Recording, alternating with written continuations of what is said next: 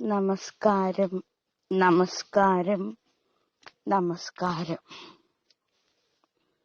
പലർക്കും ഞാൻ ഈ ചെയ്യുന്ന കാര്യം എന്താണെന്ന് അറിയില്ല. അറിയാൻ കഴിയാത്തവര് ഇങ്ങനെ തർക്കിച്ചുകൊണ്ടേയിരിക്കും. അതായത് അവർക്ക് ബാങ്ക് സിസ്റ്റം എന്താണെന്നറിയില്ല, ബാങ്കിന്റെ രീതികൾ അറിയില്ല.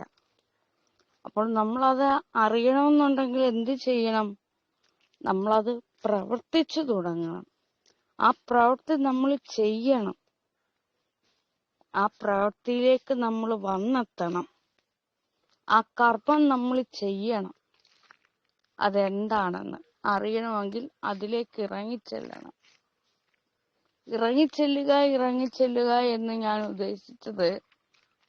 ഉദ്ദേശിക്കുന്നത് എന്റേതായ ഭാഷ ശൈലിയില് ആ പ്രവൃത്തി ചെയ്യുക എന്നതാണ്. അപ്പോൾ നമ്മൾ എന്ത് ചെയ്യണം? നമ്മൾ സ്വയം ഒരു ബാങ്കായിട്ട് അങ്ങ് മാറണം, അല്ലെങ്കിൽ ഒരു ഖജനാവായിട്ട് മാറണം, ബാങ്കായിട്ട് അങ്ങ് മാറണം. എന്നിട്ട് ആ ബാങ്കിലേക്ക് വ്യക്തികളെ വരുത്തുവാൻ നമ്മൾ തുനിഞ്ഞിറങ്ങണം. മനസ്സിലായോ? വളരെ ലളിതമായ കാര്യവും എന്നാൽ ഇത് മനസ്സിലാക്കിയെടുത്താല് വളരെ സുന്ദരമായ കാര്യവുമാണ് ഞാൻ ഈ പറയുന്നത്. അപ്പൊ നമ്മളൊരു ബാങ്കായിട്ട് അങ്ങ് മാറുമ്പോൾ ആ ബാങ്കിലേക്ക് തിരക്കിയ ഇതെന്താണെന്നറിയാൻ ആളുകൾ കൂടും. ആളുകൾ കൂടുന്നെ ആളുകൾ വരുമ്പോൾ നമ്മൾ അവരെല്ലാം ഓരോ കാര്യങ്ങളും പറഞ്ഞ് മനസ്സിലാക്കി കൊടുക്കുമ്പോൾ ചിലര് തർക്കിച്ചും വിമർശിച്ചും നിൽക്കും. മനസ്സിലായോ? ഈ തർക്കിക്കുകയും വിമർശിക്കുകയും ചെയ്യുന്ന ആ സമയം കൊണ്ട് നമ്മൾ എന്ത് ചെയ്യണം? ആ പ്രവൃത്തി എന്താണെന്ന് നോക്കാനുള്ള ആ പ്രവണത ഉണ്ടാക്കണമല്ല ഓരോരുത്തരും. കാരണം ജീവിതം എന്ന് വെച്ചാൽ അല്പമേ ഉള്ളൂ. ഏതൊരു കാര്യവും നമ്മൾ ചെയ്ത് അതിൽ ലാഭമോ നഷ്ടമോ നമ്മൾ നോക്കരുത്. മനസ്സിലായോ? ലാഭം നോക്കരുത്, നഷ്ടം നോക്കരുത്. ചിലപ്പോൾ നമുക്ക് നഷ്ടമായിരിക്കാം. നഷ്ടമായാലും നമ്മൾ അതിനെ നഷ്ടമായിട്ട് കരുതിക്കൊണ്ട് പോവുകയേ ചെയ്യരുത്. ചിലപ്പോൾ ലാഭമായിരിക്കും. ലാഭമായാലും നഷ്ടമായാലും രണ്ടും നമ്മൾ തന്നെ അത് അനുഭവിക്കണം. എന്നാൽ ഞാൻ പറയുന്നു, ലാഭമായാലും നമ്മൾ അനുഭവിക്കുന്നില്ല, നഷ്ടം ഉണ്ടായാലും നമ്മൾ അനുഭവിക്കുന്നില്ല എന്നതാണ് വലിയൊരു സത്യം. ശരിക്കും അതാണ് ഇവിടെ സംഭവിക്കുന്നത്. നമുക്കിവിടെ ഒന്നും അനുഭവപ്പെടുന്നില്ല. ലാഭവും അനുഭവപ്പെടുന്നില്ല, നഷ്ടവും അനുഭവപ്പെടുന്നില്ല. എല്ലാം അനുഭവപ്പെടുന്നത് നമ്മുടെ മനസ്സിലാണ്. ആ മനസ്സിൽ കിടന്നാണ് നമ്മൾ ഇങ്ങനെ കിടന്ന കഥകൾ മെനഞ്ഞു കൂട്ടുന്നത്. നമുക്കിതിൽ നിന്ന് ലാഭവും കിട്ടുന്നില്ല, നഷ്ടവും ഉണ്ടാവുന്നില്ല. എന്നാൽ ആ പ്രവൃത്തി നമ്മളൊന്ന് ചെയ്തിരിക്കണം. ഒരിക്കലെങ്കിലും, ഒരു പ്രാവശ്യമെങ്കിലും ഞാൻ പറയുന്ന പ്രവൃത്തി ഒന്ന് ചെയ്തിരിക്കണം. എങ്കിലേ നമുക്ക് അതിന്റെ ആ ഒരു ത്രില്ല് മനസ്സിലാവുള്ളൂ. ഇപ്പൊ ഞാൻ തന്നെ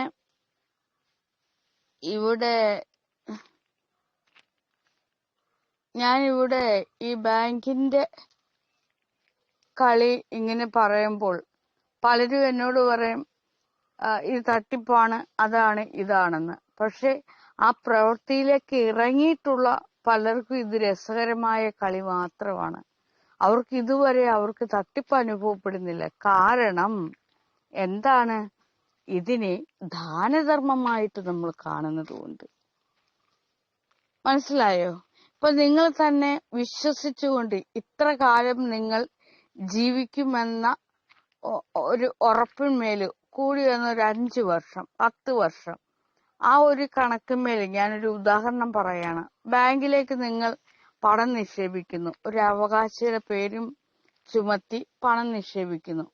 ആ 5 വർഷക്കാലം നിങ്ങൾ ജീവിച്ചിരിക്കുമെന്ന് എന്താണ് ഉറപ്പ്? ആ 10 വർഷക്കാലം നിങ്ങൾ ജീവിച്ചിരിക്കുമെന്ന് എന്താണ് ഉറപ്പ്? അതിനു മുമ്പ് നിങ്ങൾ തട്ടിപ്പോവുകയാണെങ്കിൽ അവകാശി എന്ന് പറയുന്ന ആ ആളായിരിക്കും അതെടുത്ത് അനുഭവിക്കുന്നത്, അല്ലേ? അനുഭവിക്കുക എന്ന് വെച്ചാൽ അത് ഉപയോഗിക്കുന്നത്. ജീവിച്ചിരിക്കുമ്പോ പണത്തിന്റെ ഉപയോഗം ഉണ്ട്. ആ വ്യക്തിക്ക് വേണമെന്നുണ്ടെങ്കിൽ ആ പണം വെച്ച് ഉപയോഗിക്കുന്നത് ആ അവകാശി എന്ന് പറയുന്ന ആളായിരിക്കും. നിങ്ങൾ കിടന്ന് കഷ്ടപ്പെട്ടത് വെറുതെ ആവുകയും ചെയ്യും. അറിയാവോ? എന്നാൽ ഇനിയിപ്പോ നേരെ തിരിച്ച് അവകാശമൊക്കെ നഷ്ടപ്പെട്ടാലോ? നിങ്ങൾ രണ്ടുപേരും ഒരുപോലെ അങ്ങ് കത്തക്ക് പോയാലോ? അപ്പൊ നമ്മൾ അതൊക്കെ മനസ്സിലാക്കി വേണം പ്രവർത്തിക്കേണ്ടത്. അപ്പോൾ നിങ്ങൾ ചോദിക്കും, ഇതിന് എന്താണ് ഒരു പോം വഴി? പോം വഴി ഒന്നുമില്ല. ഇപ്പോൾ നിലവിലുള്ള പണം നമ്മൾ എപ്പോൾ ഉപയോഗിക്കുന്നു ആ നിമിഷം ഉപയോഗിക്കുക. ആ നിമിഷം എന്ന് ഞാൻ എടുത്ത് ഉപയോഗിച്ച വാക്ക് പലരും പറയും ഇത് നാഗയുടെ പുതിയ ആശയമാണ്. ഇത് ആശയമൊന്നുമല്ല. നിങ്ങൾ ഇപ്പോൾ ജീവിക്കുന്നത് അത് ആശയമല്ല, അറിവല്ല, തിരിച്ചറിവല്ല. ഇപ്പൊ എന്റെ നാവിൽ നിന്നും വരുന്ന ഈ വാക്കുകൾ അന്നരം വരുന്ന വാക്കുകളാണ്. അതൊരിക്കലും ആശയമെന്ന് പറയാൻ പറ്റില്ല. നിങ്ങൾ തന്നെ ഓരോ വാക്കുകൾ പറയുന്നില്ലേ, അതെങ്ങനെ ആശയമാകും? നിങ്ങൾ തന്നെ ഒന്ന് ചിന്തിച്ചു നോക്ക്. അതൊരിക്കലും ആശയമല്ല, അറിവല്ല, പാണ്ഡിത്യമല്ല, ഒന്നുമല്ല. നമ്മൾ വേണം അതിനെ മനസ്സിലാക്കി എടുത്ത് അറിവായിട്ടോ അങ്ങനെ കരുതേണ്ടത്. അല്ലാതെ ഈ ഭൂലോകത്ത് കിടക്കുന്ന ഒന്നും തന്നെ അറിവോ തിരിച്ചറിവോ ഒന്നും തന്നെ ഇല്ല. മനസ്സിലായോ? ഇപ്പൊ ഞാൻ പറഞ്ഞത് എന്താന്ന് വെച്ചാൽ ഈ ബാങ്ക് തന്നെ. ഇപ്പൊ പലരും എന്നോട് ചോദിക്കും, ഇതിൽ നിന്ന് എന്താണ് നേട്ടം? ഇതിൽ നിന്നും ഒരു നേട്ടവും ഇല്ല. ആദ്യം നമ്മൾ പ്രവർത്തിച്ചു തുടങ്ങണം. ഇപ്പൊ ഇത് തന്നെ ഞാൻ എന്റെ ജോലിയുടെ ഭാഗമായിട്ടാണ് എടുക്കുന്നത്. ഇപ്പൊ തന്നെ പിന്നെ ഒരു 10 പേർക്ക് ഞാൻ എന്നാൽ കഴിയുന്ന, എനിക്ക് എവിടുന്നാണ് പണം? എന്റെ കയ്യിൽ പണമില്ല. ആരെങ്കിലും തന്നാൽ മാത്രമേ പണമുള്ളൂ. നിങ്ങൾക്കും അങ്ങനല്ലേ? നിങ്ങൾക്ക് ആരെങ്കിലും കൊണ്ടു തന്നാൽ മാത്രമേ നിങ്ങളുടെ കയ്യിൽ പണം എന്ന വസ്തു ഉള്ളൂ. നിങ്ങളിപ്പോ ഒരു ഷോപ്പ് ഇട്ടിരിക്കുന്ന ഒരാളാകട്ടെ, ആരെങ്കിലും വന്ന് പണം തന്നാൽ മാത്രമേ നിങ്ങൾക്ക് നിങ്ങളുടെ ഷോപ്പിൽ എന്താണോ ഉള്ളത് ആ പണത്തിന് പണം വാങ്ങിച്ചു വെച്ചിട്ട് അതിന് പകരം അവിടെ ഇരിക്കുന്ന മറ്റൊരു കാര്യം നിങ്ങൾ കൊടുക്കുവാണ്. പണം നിങ്ങൾക്ക് തന്നപ്പോൾ ആ ആള് വേറൊരു കാര്യമാണ് നിങ്ങളോട് ചോദിക്കുന്നത്. അപ്പോൾ നിങ്ങൾ നിങ്ങളുടെ ഭാഗത്തു നിന്നുള്ള കാര്യം മറ്റേ ആൾക്ക് എടുത്തു കൊടുക്കുന്നു. ഞാൻ ഉദാഹരണങ്ങളാണ് പറയുന്നത്. അപ്പോൾ നിങ്ങൾക്ക് അങ്ങനെ പണം നിങ്ങളുടെ കയ്യിലേക്ക് എത്തും. മനസ്സിലായോ? അങ്ങനെ അതുപോലെ നിങ്ങൾ ജോലി ചെയ്യുമ്പോൾ നിങ്ങളുടെ കയ്യിൽ പണം ഇല്ല. അപ്പോൾ നിങ്ങൾ ജോലി എന്ന പേരിൽ ഒരു പ്രവൃത്തി ചെയ്യുമ്പോൾ ആ പ്രവൃത്തിക്കുള്ള കൂലി വേറൊരു വ്യക്തിയാണ് പണമായിട്ട് നിങ്ങൾക്ക് തരുന്നത്. അതുപോലെ തന്നെ ഞാനിവിടെ ജോലി ചെയ്യുകയാണ്. അതായത് എന്റെ കയ്യിലുള്ള പണം, എന്റെ കയ്യിൽ നിങ്ങൾ തരുന്ന പണം, നിങ്ങൾ ഓരോരുത്തരും 10 പേരുണ്ടെങ്കിൽ ഈ 10 പേര് തരുന്ന 10 തരത്തിലുള്ള 10 കൂടിയും കുറഞ്ഞൊക്കെ ഇരിക്കും. ആ സംഖ്യകളെല്ലാം കൂടെ സ്വരൂപിച്ച് എന്റെ കയ്യിൽ ചിലപ്പോ ഒരു കുഞ്ഞു തുകയായിരിക്കും ഉള്ളത്. ആ തുകയിൽ നിന്നായിരിക്കും ഞാൻ എല്ലാവർക്കും ഇങ്ങനെ കൊടുക്കുന്നത്. മനസ്സിലായോ? അത് എനിക്കാണെങ്കിൽ എന്നും കിട്ടത്തതും ഇല്ല. എന്നും കിട്ടത്തതും ഇല്ല. ഞാനിത് ഈ ദാനധർമ്മം എന്ന ജോലി ഞാൻ തുടരെ ചെയ്തുകൊണ്ടേയിരിക്കും. ഒരു ജോലിയായിട്ടാണ് ഞാൻ ചെയ്യുന്നത്. അപ്പൊ എനിക്കത് എന്നും ഡെയിലി കിട്ടുന്ന ഒന്നും അല്ലാതാനും. എന്നാൽ ഡെയിലി എനിക്ക് നിരന്തരം ദിവസവും എനിക്ക് അങ്ങനെ പണം ഇട്ടു തരുന്ന പലരും ഉണ്ട്. അപ്പോ നമുക്ക് അവിടുന്ന് എല്ലാം കിട്ടുന്നത് നമ്മൾ ഇത്തിരി അത് കൊടുക്കാനായിട്ട് നമ്മൾ എടുക്കും. പിന്നെ ബാക്കി നമ്മൾ നിത്യ ചിലവുകൾക്ക് എടുക്കുക. നമുക്ക് ചിലവിന് വേണ്ടേ? അപ്പൊ ഇതൊരു ജോലിയായിട്ട് തന്നെയാണ് ഞാൻ ചെയ്യുന്നത്. ഇത് തന്നെയാണ് ബാങ്കിലെയും കാര്യം. ബാങ്കിലെ ഓരോ ആളുകളും എവിടെ നിന്നൊക്കെയോ പോയി ജോലി ചെയ്തിട്ട് ബാങ്കിലേക്ക് കൊണ്ടുവന്ന് പണം നിക്ഷേപിക്കുന്നു. ആ നിക്ഷേപിക്കുന്നതിന് അവരെന്താണ് ഒരു മാസമോ വർഷമോ ഇടുന്നു. അപ്പൊ അത്ര കാലവും നിങ്ങൾ കൊണ്ടിടുന്ന പൈസ അവരെടുത്ത് ഉപയോഗിച്ചുകൊണ്ടിരിക്കുകയാണ്. അവിടെയുള്ള ജോലിക്കാർക്ക്, പിന്നെ അങ്ങോട്ടും ഇങ്ങോട്ടും തിരുമച്ച് മറിച്ച് അങ്ങോട്ട് കൊടുക്കുന്നു, അവര് വരുമ്പോ ഇങ്ങോട്ട് വരുന്നു. ഞാൻ ചെയ്യുന്ന അതേ സിസ്റ്റം തന്നെ അവരും ചെയ്യുന്നു. ഓരോ വ്യക്തികളും പിന്നെ ഇത്ര വർഷം ഇത്ര പലിശ വെച്ച് അവരത് കൊടുക്കുകയും ചെയ്യുന്നു. മനസ്സിലായോ? അത് ഇന്ന് ഞാൻ ബിന്ദു അമ്മയ്ക്ക് ഷേർലിക്കും ഞാനൊരു മെസ്സേജ് പാസ് ചെയ്തിട്ടുണ്ട്. അവർക്കത് മനസ്സിലാവും. എന്താന്ന് വെച്ചാൽ ഷേർലി എനിക്ക് 110 രൂപ തന്നു. 110 രൂപ തന്നപ്പോ ഞാൻ ആ 10ന്റെ കൂടെ ഒരു 10ഉം കൂടെ കൂട്ടി 120 രൂപയാക്കി കൊടുത്തു. എന്നിട്ട് ആ മോളൂട്ടനോട് ഞാൻ പറഞ്ഞു, 10 രൂപയ്ക്ക് എന്താണോ കിട്ടുന്നത് അത് വാങ്ങുക. കാരണം ഷേർലി തന്ന 110 രൂപ അത് ഞാൻ അതോട് തന്നെ കൊടുക്കുകയും പിന്നെ എന്റെ കയ്യിൽ ആകെ ഉണ്ടായിരുന്ന 10 രൂപയാണ് ഞാൻ കൊടുത്തത്. പക്ഷെ ഇത് 120 ആക്കി ഞാൻ കൊടുത്തു. അപ്പൊ ഒറ്റയടിക്ക് ഒരാൾ ഇത് കാണുന്നുണ്ട്, നാഗ 120 രൂപ കൊടുത്തു എന്ന്. അപ്പൊ ബാങ്കുകാരും ഇതൊക്കെ തന്നെയാണ് ചെയ്യുന്നത്. നിങ്ങൾ കൊണ്ടിട്ട് ആ കാശിന്റെ കൂടെ കുറച്ചും കൂടെ ആക്കി നിങ്ങൾക്ക് തരുന്നു. മനസ്സിലായോ? അതുപോലെ ഈ ഈ അമ്മ ബിന്ദു അമ്മ 300 രൂപ തന്നു. അപ്പൊ ഞാൻ അതിന്റെ കൂടെ ഒരു 5 രൂപയും കൂടെ കൂട്ടി 305 രൂപയാക്കി കൊടുത്തിട്ട് പറഞ്ഞ 5 രൂപയ്ക്ക് എന്താണോ അനുഭവിക്കാൻ പറ്റുന്നത് അത് ചെയ്യുക എന്ന് പറഞ്ഞുകൊണ്ട് എന്നോ മറ്റോ സൂചിപ്പിച്ചുകൊണ്ട് കൊടുത്തു. അപ്പൊ ആകെ ബിന്ദു അമ്മയ്ക്ക് ആ 5 രൂപയാണ് കിട്ടിയത്. 300 രൂപ ഇങ്ങോട്ട് തന്ന പൈസയാണ്. അത് ഞാൻ ഒരു ദിവസവും 2 ദിവസവും വെച്ചിട്ട് കൊടുത്തു. അങ്ങനെ ബാങ്കിന്റെ സിസ്റ്റം നോക്കുമ്പോഴേ നമുക്ക് ഒരുപാട് ആളുകൾ വേണം. അത് നമുക്ക് തലയ്ക്ക് ഭ്രാന്തെടുക്കാം. കാരണം മൊത്തം കണക്ക് കാര്യങ്ങളാണ്. കണക്ക് കൂട്ടണം, കുറയ്ക്കണം, അതിന് നമുക്ക് ആളിനെ വെക്കേണ്ടി വരും. ഇവിടെ ആണെങ്കിൽ അങ്ങനെയൊന്നുമില്ല. അതിനുവേണ്ടി നമുക്ക് സ്റ്റാഫുകളില്ല, ഒന്നുമില്ല. ഞാൻ തന്നെയാണ് കൈകാര്യം ചെയ്യുന്നത്. അതുകൊണ്ടാണ് ഞാൻ ഇവരോട് രണ്ടുപേരോടും വാട്സപ്പിൽ പറഞ്ഞ് നമുക്ക് പഴയതുപോലെ കളി കളിക്കാന്ന്. അതാകുമ്പോൾ നമുക്ക് ടെൻഷൻ ഇല്ല. മനസ്സിലായോ? ബാങ്കുകാരെന്താണ് ഇത്ര രൂപ നിങ്ങളുടെ എല്ലാം നിങ്ങൾ കൊണ്ടുതരുന്ന രൂപ അവിടെ വെക്കുന്നു. പിന്നെ അതിന്റെ കൂടെ കുറച്ചും കൂടെ അവര് പിന്നെ ഇട്ട് അത് അനുഭവിച്ച് ഉപയോഗിച്ചിട്ട് കഴിഞ്ഞിട്ട് അതിന്റെ കൂടെ കുറച്ചും കൂടെ ആക്കി നിങ്ങൾക്ക് തരുന്നു. മനസ്സിലായോ? അത്ര കാലവും അവരാ പണം വെച്ച് അങ്ങോട്ടും ഇങ്ങോട്ടും എല്ലാവർക്കും കൊടുത്ത് എല്ലാം ചെയ്യാണ്. അപ്പൊ അവിടെ ബാങ്കിലേക്ക് ആളുകൾ ഇങ്ങനെ എത്തപ്പെട്ടുകൊണ്ടിരിക്കുക. അവിടെ ഒരു ആളുകൾ കൂടുന്നുണ്ടെ ബാങ്കിന് നല്ല പൊലിപ്പുണ്ടാവും. മനസ്സിലാവോ? പക്ഷെ ഞാനിതിവിടെ ഇങ്ങനെയല്ല ചെയ്യുന്നത്. ഞാനെങ്ങനെയല്ല. അതുകൊണ്ട് മറ്റേതെനിക്ക് ബാങ്ക് സിസ്റ്റം എനിക്ക് പറ്റില്ല. മൊത്തം കണക്കും കാര്യങ്ങളുമാണ്. അപ്പൊ ഓരോ സമയത്തും ഞാൻ പറയാറില്ലേ, ഓരോ സമയത്തും നമുക്കിങ്ങനെ ഓരോ കാര്യങ്ങൾ ഇങ്ങനെ വരും.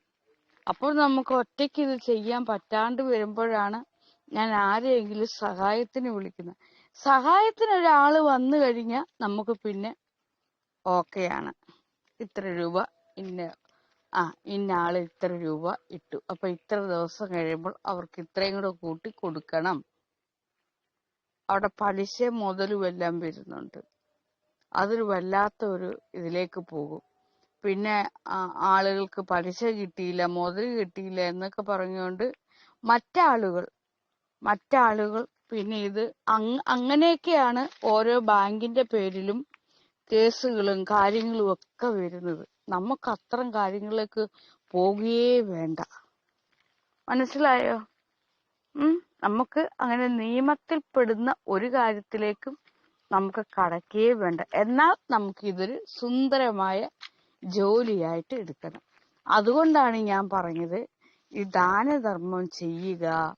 അത്തരത്തിലുള്ള ആളുകളെ നിരന്തരം ഗൂഗിൾ പേ ഒക്കെ നിരീക്ഷിക്കുന്ന, അത്യാവശ്യം ദുഃഖവും ദുരിതവും കഷ്ടപ്പാടും ബുദ്ധിമുട്ടുകളൊക്കെ മനസ്സിലാക്കിയെടുക്കുന്ന ആളുകൾ വേണം ഇതിലേക്ക് വരേണ്ടത്. അവർക്ക് മാത്രമേ ഈ ദാനധർമ്മത്തിന്റെ പവിത്രതയും മൂല്യതയൊക്കെ അറിയുള്ളൂ.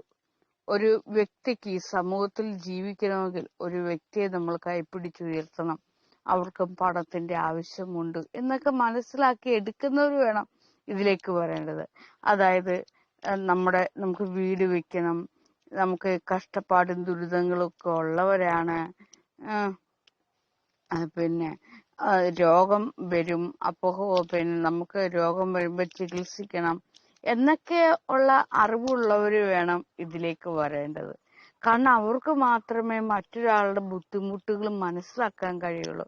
ആ ബുദ്ധിമുട്ടുകൾ മനസ്സിലാക്കിയേ അവര് നമുക്ക് ഇടയ്ക്കിടയ്ക്ക് പണം തരുവുള്ളൂ. മനസ്സിലായോ? പണം ദാനം പോലെ തരുവുള്ളൂ. പിന്നെ അവർക്ക് അത് ചോദിക്കാൻ തോന്നൂല. എന്തുകൊണ്ടാണ് ചോദിക്കാൻ തോന്നാത്തതെന്നറിയാവോ?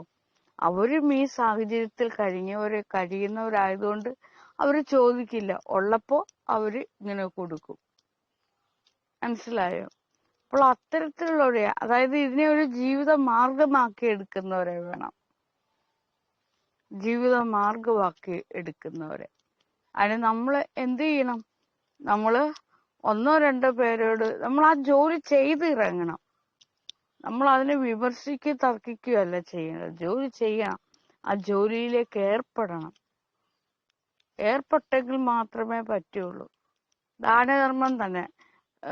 ചിലര് ഈ ഭിക്ഷക്കാരെ അറിയാമോ? നിങ്ങൾ ഈ ഭിക്ഷക്കാരെ കണ്ടിട്ടും കേട്ടിട്ടും ഉണ്ടോ? കേട്ടിട്ടുണ്ട്. പക്ഷെ അവരുടെ അത് നിങ്ങൾ മനസ്സിലാക്കിയിട്ടുണ്ടോ?